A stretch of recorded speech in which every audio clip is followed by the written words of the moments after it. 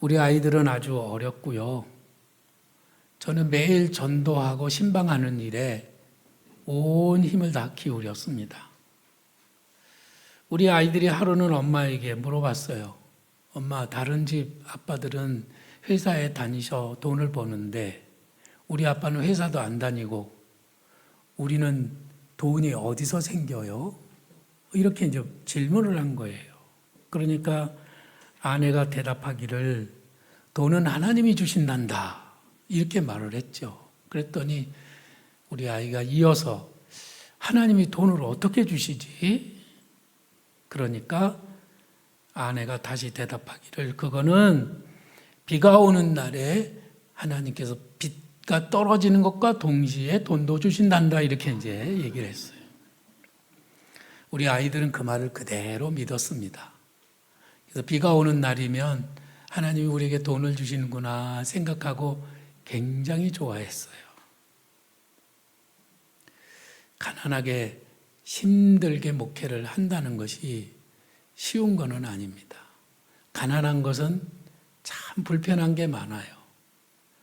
남들은 한 번의 돈으로 할 일을 가난한 사람들은 2번, 3번 해야 되고 그리고 피곤하게 해야 됩니다. 그래서 가난은 불편한 것이죠. 목회할 때도 돈이 없으면 참 불편해요. 힘든 목회를 할 수밖에 없죠. 저야말로 누구에게 물려받은 것도 없고 누가 목회하는 것을 구경한 것도 별로 없고 배운 것도 별로 없기 때문에 저 자신도 목회가 참 힘들었고 그래서 더 가난한 목회를 할 수밖에 없었습니다. 미국에 있을 때 동문들이 모여서 함께 목회 이야기를 나눈 적이 있습니다. 친구 중에 한 분이 자기 교회 교인 중에 대학 교수가 있는데 그분이 에이즈 치료약을 개발을 해가지고 그 특허 받은 것을 제약회사에 로열티를 받고 팔았답니다. 6천만 불에 팔았는데 11조로 600만 불을 교회에다 헌금을 했다는 거예요. 600만 불이면 80억 원이거든요. 앞으로도 계속 이제 그 제약회사에서 돈을 계속 이제 받게 되는데 그때마다 11조를 할 거라고 하면서 너무 자랑을 하는 거예요. 그때 함께 있던 목사님들이 다 침을 꿀꺽 삼키면서 엄청 부러워했던 기억이 납니다. 저도 그 말을 듣고 참 부러웠습니다.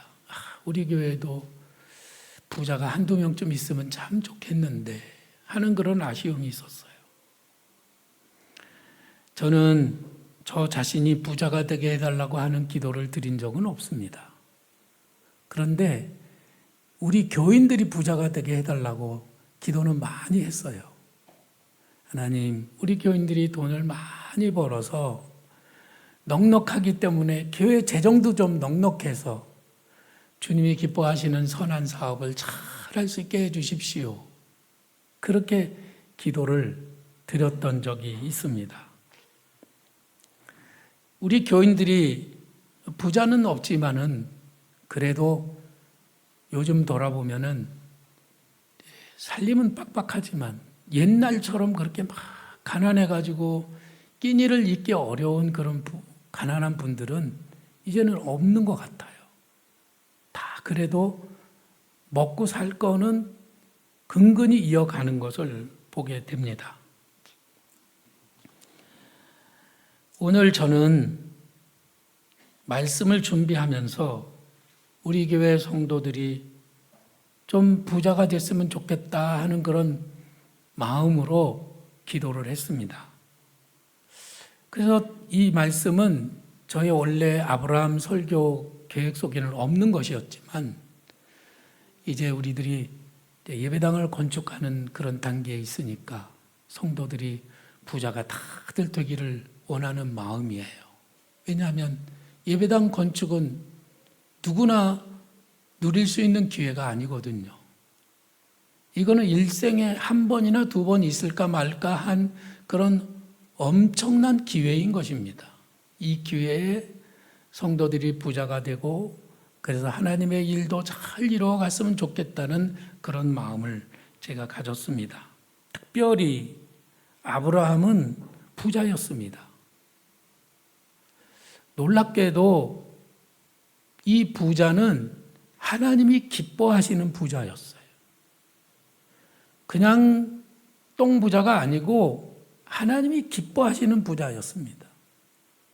저는 성도들이 이런 아브라함이 가지고 있던 부자 DNA, 그에게는 부자 DNA가 있었는데 그 부자 DNA를 우리들도 다 그대로 받았으면 너무 좋겠습니다. 하나님께서는 가끔 우리들이 가난하게 살기를 원하신다는 그런 생각을 할 때가 있습니다. 저 자신도 하나님은 내가 부자 되는 걸 싫어하시는 것 같다, 이런 마음이 들 때가 있었어요. 성경에 예수님께서 말씀하시기를 가난한 자는 복이 있나니 그러셨잖아요.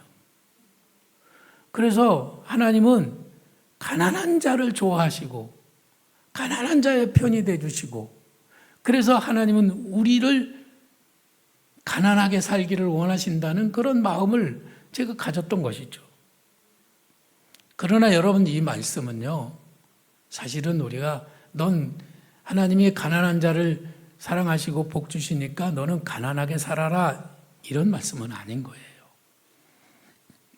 그 말씀의 본 의미는 내가 지금 가난하고 힘들지라도 하나님은 내 편이 되어주시고 나를 여전히 사랑해 주시고 나를 도와주시고 나에게 복 주시기를 원한다는 그런 뜻으로 그 말씀을 이해해야 한다는 말씀인 것입니다. 근데 자칫 잘못해서 하나님은 가난한 자를 더 사랑하시는구나, 그렇게 생각해서 그만 가난하게 사는 것이 하나님의 뜻이라고 오해하지는 말아야 된다고 하는 것이죠. 하나님은 부자와 가난한 자가 있으면 가난한 자들이 이렇게 생각해요. 하나님은 나를 미워하셔서 나에게는 좋은 것을 안 주시고 저 부자만 사랑하셔서 부자에게만 좋은 것을 주시는구나, 이렇게 오해를 한다는 거예요. 그래서 아니야. 하나님은 가난한 자를 사랑하시고 가난한 자에게 천국을 주시기를 기뻐하신다는 그런 위로와 격려의 말씀으로 지금 주신 것이라는 말씀이에요. 믿으시면 아멘. 하나님은 절대로 내가 가난하게 살기를 더 원하신다는 그런 의미가 아니라는 말씀인 것입니다. 하나님은 엄청난 부자이시죠. 그렇죠? 부자는 자식들에게 유산을 상속해 주는 것이 당연한 것입니다. 엊그저께 라디오를 듣는데 어떤 보도를 하느냐면은 요 근래 5년 동안에 부모님에게서 재산을 상속받거나 증여받은 20대, 30대 사람들이 얼마를 증여받았느냐 하면 얼마였던 것 같아요. 우리나라에서 71조 235억 원을 증여를 받았답니다. 와, 많이도 줬구나. 근데 많이 줬다는 것에 초점이 맞춰지는 게 아니라 제가 드리는 말씀은 부모님들은 자기가 가진 게 있으면 그걸 자식에게 물려주는 것을 너무 좋아해요. 그것처럼 하나님은 당신에게 있는 좋은 것들을 우리에게 또 물려주기를 너무나도 원하고 계신다고 하는 거예요. 그 부여와 지식과 권세와 능력을 다 우리에게 주시기를 원하시는 하나님이십니다. 믿으시면 아멘. 근데 그것을 우리들이 받아서 누리면 얼마나 좋겠어요. 근데 그 부여와 지식과 능력과 권세를 우리들이 받아서 이 땅에서 누리면서 정말 하나님의 백성으로서 자녀로서 힘있게 선한 일에 힘쓰는 그런 성도들이 되고자 하는 그런 마음으로 오늘 말씀을 준비했습니다. 하나님은 앞서도 말씀드렸지만 우리가 부자 되기를 원하세요.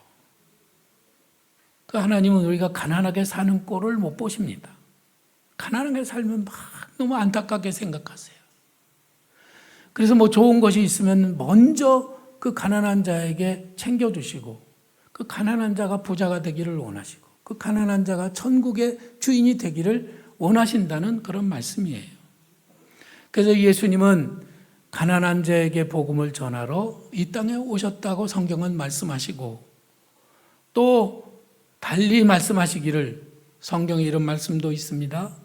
우리 주 예수 그리스도의 은혜를 너희가 알거니와 부요하신 이로써 너희를 위하여 가난하게 되심은 그의 가난함으로 말미암아 너희를 부요하게 하려 하심이라. 예수님은 엄청나게 부자이시지만 그분은 이 땅에서 가난하게 사셨어요. 그 가난하게 되신 것은 우리를 부욕해 하시려고 당신은 가난해지셨다는 말씀이에요. 그러니까 예수님이나 하나님이 우리를 부자 되게 하시기를 원하신다는 사실을 우리는 분명히 알 수가 있는 대목입니다. 믿으시면 아멘. 근데 중요한 한 가지 전제가 있는데, 이것을 우리들이 이 비밀을 깨닫기를 원해요. 부요는 항상 덤으로 주시는 겁니다. 축복의 본질은 아니에요. 이건 덤이에요. 제가 전도사였을 때 시골에 책장사가 찾아왔습니다. 찾아와서는 이 책을 이렇게 내놨어요. 전도사님, 이 책을 사면 이 책을 덤으로 주겠습니다. 근데 여러분들이 생각하기에 어느 책이 더 잘 팔리는 책일 것 같아요? 덤으로 주는 책이 제가 읽고 싶은 책이에요. 이거는 안 팔리는 책이야. 이건 사람들이 별로 좋아하지 않아.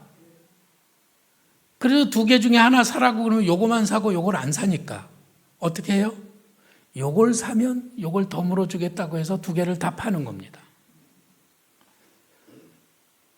진짜 중요한 것을 우리는 덤이라고 생각할 때가 많아요. 그러니까 하나님이 우리에게 주고 싶은 거는요, 하나님이 우리에게 이걸 주고 싶은 거예요. 근데 우리가 너무 이걸 좋아하니까 하나님은 요거 사면 요거 덤으로 줄게, 이렇게 하시는 거예요. 솔로몬이 1000번제를 드린 다음에 하나님께서 말씀하셨어요. 내 아들아, 내게 무엇을 하여 주기를 원하느냐? 이렇게 솔로몬에게 물으니까 솔로몬이 답하기를 내게 지혜를 주시기를 원합니다. 그렇게 대답했죠. 그러니까 하나님이 말씀하시기를 내가 부요를 구하거나 장수를 구하거나 내가 원수를 전쟁에서 물리치기를 원하지 않냐고 내 백성을 잘 통치하기 위한 지혜를 구하니 참 기특하구나. 내가 너에게 지혜도 주고 덤으로 부귀와 영광을 주노라. 이렇게 말씀하셨단 말씀이에요. 이 부귀와 영광이라고 하는 것은 항상 덤으로 주는 겁니다. 예수님께서도 말씀하시기를 그런즉 너희는 먼저 그 나라와 그의 의를 구하라. 그리하면 이 모든 것을 너에게 더하시리라고 하셨습니다. 너희는 무엇을 먹을까 무엇을 입을까 염려하지 말라. 너희는 먼저 하나님 나라와 의를 구하라. 그리하면 그거는 덤으로 주겠다. 이렇게 말씀하신 겁니다. 저 여러분들이 무슨 사업을 새로 시작하거나 중요한 일을 시작하면 제가 찾아가서 뭐 예배를 드릴 때 이 말씀 많이 전했잖아요. 그렇죠? 근데 아멘, 아멘 해놓고는 그 말씀을 잘 지키지 못해요. 항상 덤에 눈이 어두워가지고 이 덤만 쫓아가는 삶을 살기 때문에 이거를 못 얻게 되고 이것도 잃어버리게 되는 것이죠. 우리는 여기에 너희는 먼저 그의 나라와 의를 구하는 삶을 살면 이거는 덤으로 그냥 저절로 따라오는 그런 복인 것입니다. 우리는 덤만 갖고 싶지요. 그러나 그렇게는 절대로 안 주신다는 말씀이에요. 그래서 우리들은 이 덤을 갖기 위해서는 어떻게 해야 되느냐 하면 내가 하나님 나라와 의를 위하여 지금 부지런히 행동하며 살아가고 있다는 것을 증명해서 보여야 합니다. 그래야 하나님이 옷 보시고 그래 됐어 그러고 덤을 주시는 거예요. 우리들 자신을 증명해 보이라는 것입니다. 내가 지금 하나님 나라를 열심히 구하고 있는지, 믿음의 바른 길에 서 있는지를 증거로, 행동으로 보이게 되면 하나님이 덤을 우리에게 주시는 겁니다. 지금 나는 돈의 노예가 아닙니다. 지금 나는 하나님 나라를 위해서 열심히 헌신하고 충성하고 있습니다. 그러면 하나님께서는 나를 기뻐하시는 부자로 만들어 주시는 겁니다. 아브라함은 하란을 떠날 때 가난한 그리고 외로운 노인이었습니다. 근데 그가 가나안 땅에 들어와서 사는 몇 년 동안에 재산이 많이 늘어났어요. 창세기 13장에 보면은 아브라함에게 은금이 풍부한 부자가 됐다는 말씀이 있습니다. 하나님은 그를 부자로 만들어 주셨어요. 그를 특별히 그렇게 덤으로 큰 복을 주신 것을 보면은 그가 이런 부자 DNA를 가지고 있었던 것이 분명해요. 그래서 오늘 저는 여러분들에게 이 부자 DNA가 무엇인지를 아브라함을 통해서 설명을 드리고, 우리들 속에도 부자 DNA가 딱 자리 잡아서 600만 불 아니라 6천만 불을 11조로 바칠 수 있는 사람이 여러분들 가운데 생기기를 축원합니다. 자, 첫 번째로 부자 DNA는 어떤 거냐? 이 부자 DNA를 성경적인 부자라고 말씀하셔도 돼요. 근데 그 반대가 또 있죠. 똥부자가 있어요. 똥부자. 돈은 많지만 하나님이 별로 기뻐하시지 않아요. 그런 부자들은 죽으면은 지옥으로 가는 겁니다. 어쩌다가 부자가 되기는 했지만 그 사람은 별로 그렇게 하나님이 기뻐하시지 않는다는 거죠. 자, 첫 번째는 무엇이었느냐면요. 아브라함은 조카가 전쟁에서 포로가 되었다는 소식을 들었을 때 그를 구하러 가기 위해서 군대를 동원했습니다. 여러분, 군대 수백 명을 데리고 전쟁에 참여하기 위해서는 돈이 많이 들었을 거예요. 그를 먹여야 되지요, 입혀야 되지요, 저 전쟁 비용을 써야 되고, 그리고 그들에게 인건비를 지출해야 되려면요 얼마나 돈이 많이 드는지 모릅니다. 우리나라도 군대를 유지하기 위해서 들어가는 국방비가 모든 예산 중에서 큰 부분을 차지하는 겁니다. 그런데 이 아브라함은 조카 롯의 생명을 구원하기 위해서 그 많은 돈을 들이는 것을 아낌없이 썼던 거예요. 많은 사람들은 이웃을 위해서 자기를 나누는 것을 무지하게 아깝게 생각합니다. 그래서 인색하다고 말하는 거죠. 여러분들은 인생을 살아오면서 어떻게 사시나요? 아끼는 것은 좋은 일이에요. 그러나 이웃에게 베푸는 일에는 인색하지 않기를 바랍니다. 인색한 것은 좋은 게 아니에요. 하나님은 우리가 이웃을 섬길 수 있는 기회를 주십니다. 그런데 그때 우리가 손을 오므리고 이웃을 섬기는 기회를 놓쳐버리면 평생 그 기회는 다시 오지 않을 수도 있는 거예요. 자기와는 아무 상관도 없는 일에도 자기 것을 기꺼이 나누고 베푸는 훌륭한 성도들이 바로 하나님이 기뻐하시는 부자 DNA를 가진 성도들이다. 저는 이렇게 말씀을 드리고 싶습니다. 이 말씀에서 제가 생각나는 게 있는데, 그건 뭐냐면 전에 우리들이 그런 말 많이 했어요. 사람 나고 돈 났지 돈 나고 사람 났냐. 굉장히 오랜만에 저도 해보는 말이에요. 아마 수십 년 된 것 같아요. 옛날에는 이런 말을 많이 썼어요. 그 말이 맞다고 생각했기 때문이고 또 그렇게 살아야 한다고 우리들이 당연히 생각했어요. 근데 요즘 사람들은 인색해서 그 말 쓰지도 않습니다. 그 말 했다가 사람 나고 돈 났지 돈 나고 사람 났냐, 그 말 했다가는 자기가 돈을 써야 된다고 생각하기 때문에 그러는 것 같아요. 인색한 사람은 부자 DNA가 없는 사람입니다. 자기 것을 아낌없이 이웃을 위해, 형제를 위해, 부모님을 위해, 자식을 위해, 성도를 위해 섬길 줄 아는 그런 분들이 바로 부자 DNA를 가지고 있는 분들입니다. 자기는 엄청난 은혜를 입었으면서도 가난한 사람을 무시하면은 그런 사람은 하나님이 그를 기뻐하시지 않습니다. 두 번째로 드릴 말씀은 뭐냐면, 아브라함은 전쟁에서 돌아와서 멜기세덱 제사장에게 11조를 바치게 되죠. 11조를 바치는 사람의 마음속에는 항상 어떤 고백이 있느냐 하면, 하나님은 저의 주인이십니다. 이 고백이 있는 거예요. 내가 가지고 있는 이 모든 것도 다 하나님의 것이고, 내 생명도 하나님의 것이고, 내 자식들도 하나님의 것이고, 나의 삶 전체가 다 하나님의 것입니다. 이 고백이 11조에는 담겨 있는 것입니다. 예수님은 말씀하셨습니다. 내가 두 주인을 섬기지 못할 것이니, 혹은 이를 더 사랑하고 혹은 저를 미워하기 때문이라고 말씀하셨어요. 우리들 자신은 두 주인을 섬길 수 있는 것처럼 생각해요.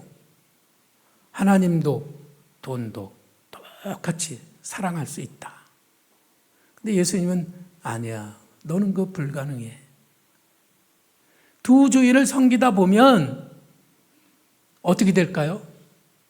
가만히 있으면 저절로 돈을 더 사랑하게 되고 하나님은 점점 멀어지게 된다는 말씀인 것이죠. 그렇기 때문에 나는 여전히 하나님을 내가 더 사랑하고 하나님은 나의 주인이심을 고백합니다. 하나님은 저의 삶에 언제나 1등이십니다. 이 고백이 증정으로 드려지기 위해서는 11조 헌금으로 내가 나를 사랑한다는 것을 증명을 보여라. 그거 아니에요. 구약 성경에도 보면은 네가 하나님을 사랑한다는 것을 시험을 해봐라. 증명해봐라. 그러면 11조를 드리고 그렇게 하면 내가 네 창고에 쌓을 곳이 없도록 쌓아주지 않는지 한번 시험을 해보라고 말씀하십니다. 원종수 박사님이라고 하는 분이 계시죠. 암 전문의이시고 옛날엔 우리가 그분을 원종수 권사님이라고 불렀습니다. 그분이 이제는 목사님이 되셨는데 그분이 간증하면서 우리에게 들려준 수많은 말씀 중에 이런 말씀이 있어요. 뭐냐면은 청년을 선을 볼 때 그 청년이 훌륭한 청년인지 아닌지를 보는 절대적인 기준, 그건 뭐냐면 11조 헌금을 바치는지를 봐라. 그리고 그 청년이 11조 헌금을 바치면 물어보지 말고 데려와라. 11조를 바치고 있다면 그 청년의 마음속에 하나님은 언제나 주님으로 계시고 그 삶의 가치관이 제대로 정립이 된 거죠. 1등 하나님, 2등 사람, 3등 돈. 요게 줄이 제대로 서 있어야 되는데 돈이 제일 꼭대기에 올라가 있어가지고 하나님은 저 2등, 3등으로 내려가 있다면 아무리 돈이 많고 아무리 훌륭한 그런 모습을 갖췄다고 하더라도 그 청년은 안 된다는 것이죠.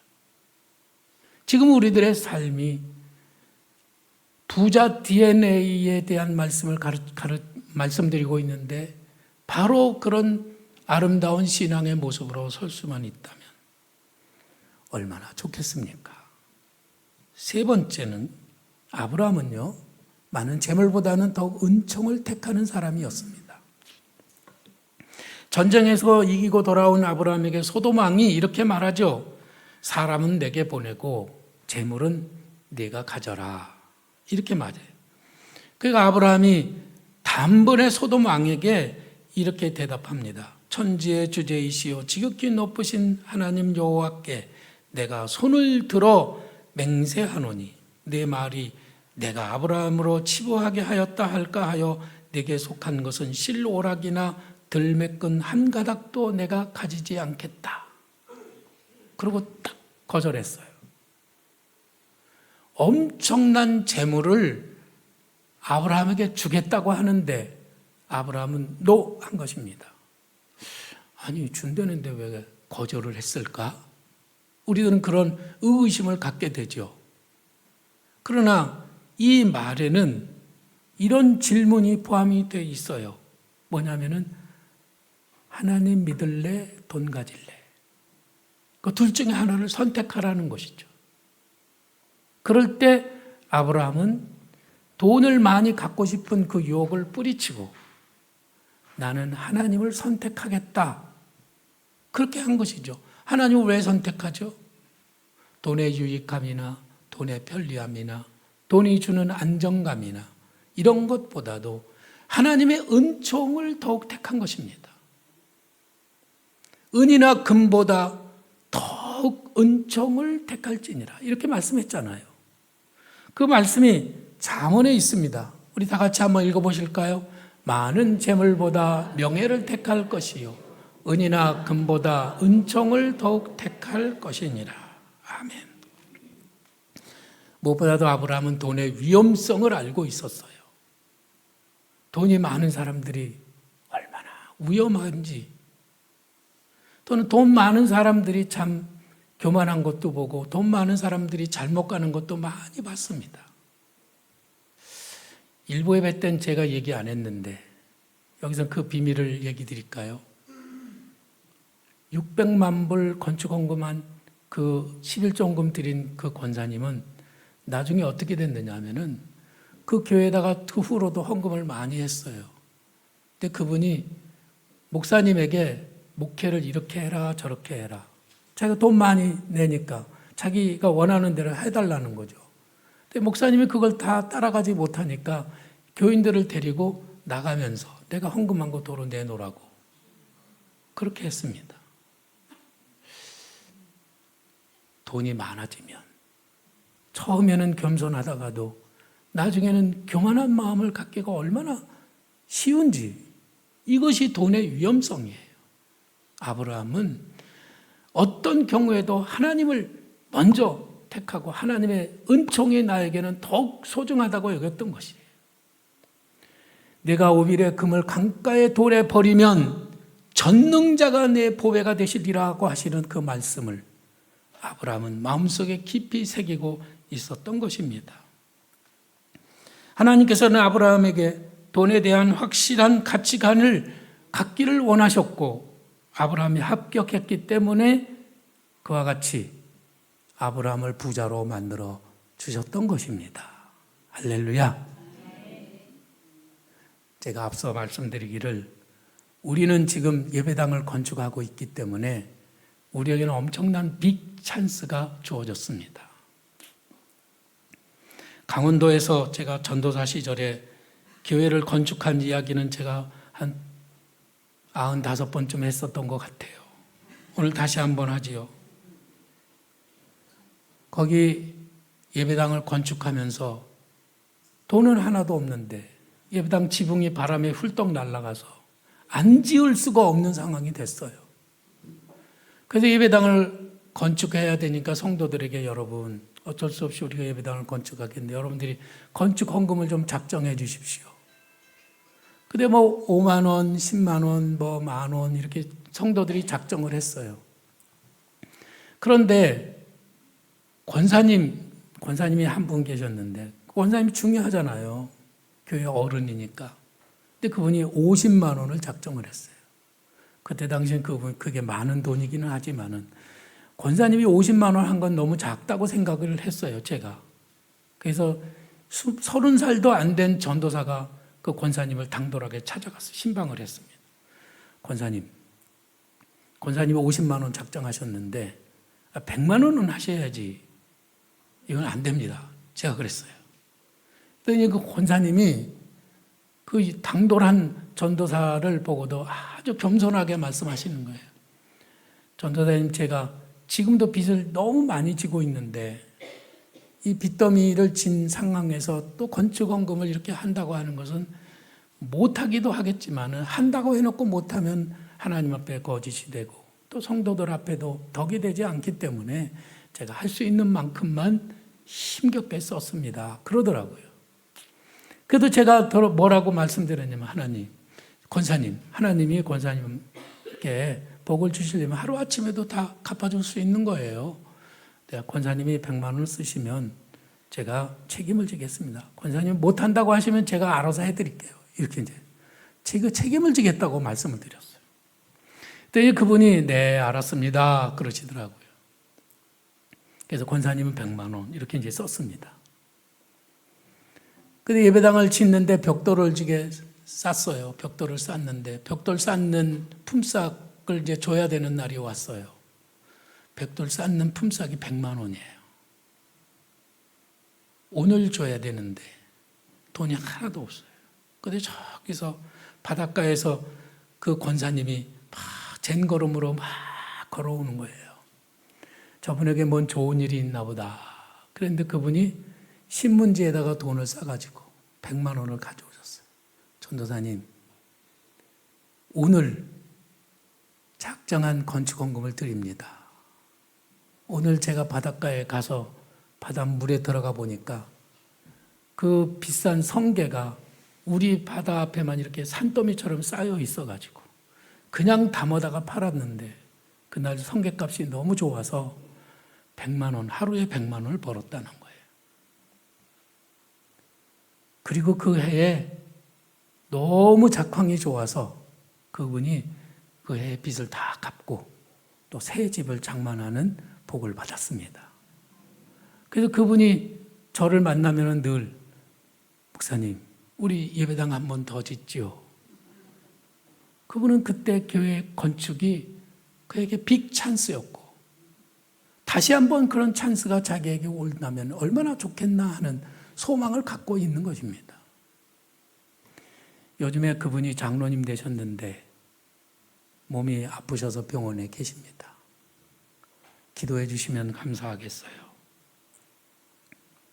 우리들에게도 이런 빅 찬스가 왔습니다.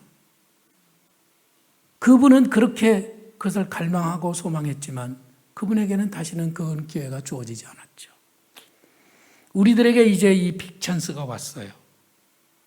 저는 성도들이 오늘 말씀을 되새기면서 여러분들이 이 말씀을 붙드시기를 부탁을 드립니다. 그리고 이 빅 찬스에 여러분들이 다 하나님이 기뻐하시는 부자가 되는 그런 은혜가 있기를 축원합니다. 오늘 말씀을 한번 요약해 보실까요? 여러분들 마음에 새기면서 큰 소리로 읽어보시기 바랍니다. 시작. 돈은 나의 목표가 아닙니다. 나는 결코 돈의 노예가 되지 않을 겁니다. 나의 주인은 오직 전능하신 하나님이시고 하나님은 나의 최고의 보배이십니다. 아멘. 믿음으로 이 말씀을 실천해 가시기를 바랍니다. 자, 우리 함께 찬양하시겠습니다.